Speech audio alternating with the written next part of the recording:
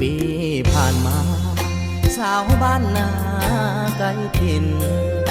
น้องจากไปบุญกฐินหนีเข้าถิ่นอเมริกาอายสุดฝืนใจฝันใฝ่อยากเห็นน้องมาพ่อแม่บิดามารดาเพิ่นก็คอยท่าเหมือนกันคำมั่นสัญญาน้องให้มานั้นเพียงภาพถ่ายพร้อมกับอักษรจดหมายบรรยายถึงความสุขสันต์น้องว่าสนุก